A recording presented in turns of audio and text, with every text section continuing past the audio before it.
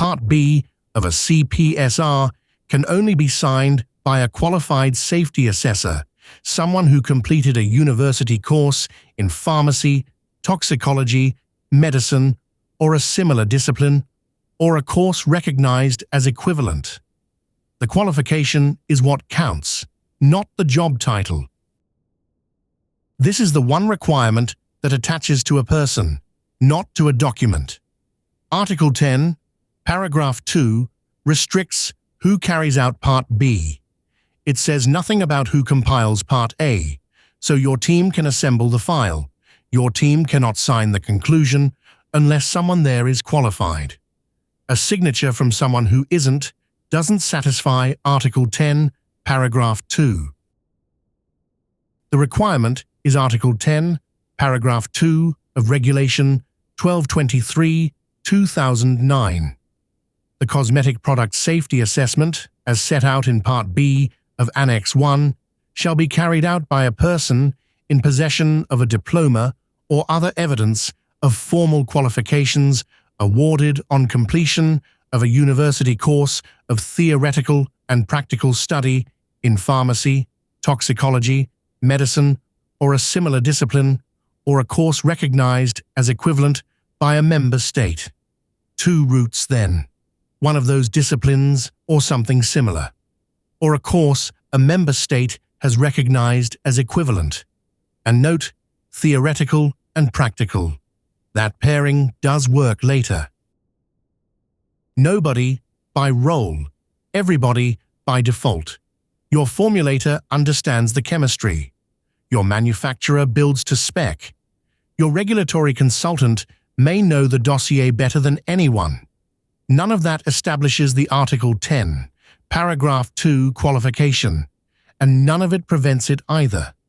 The question is never what someone does, it's what they hold, and if they're relying on the second route, who recognized it? Here the regulation goes quiet. Similar discipline is not defined anywhere in the text. The Court of Justice settled who fills that gap in 2018 in Case C 1317. Each member state decides which disciplines count as similar and what level of qualification is required. That discretion is bounded by the regulation's objective, protecting human health. The course must offer the same types of relevant qualification as pharmacy, toxicology, or medicine.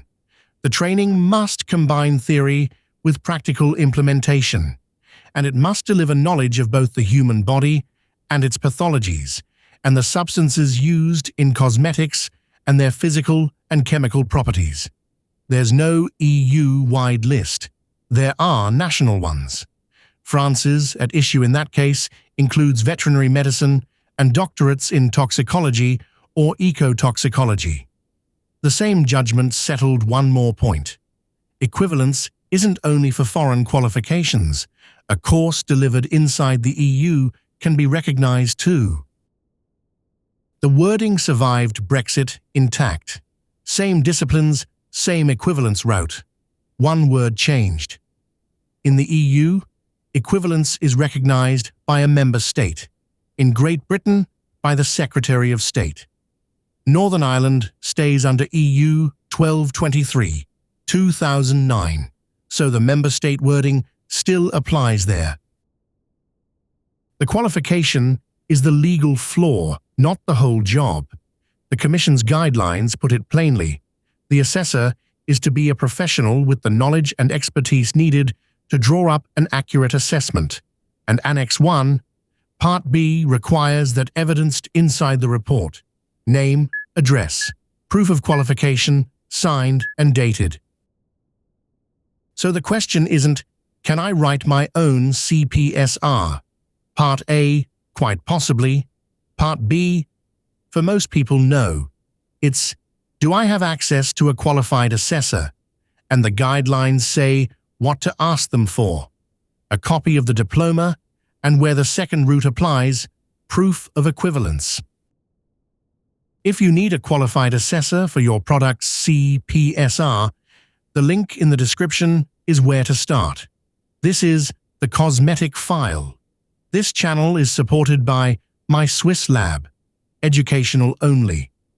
Check with a qualified safety assessor for your own product.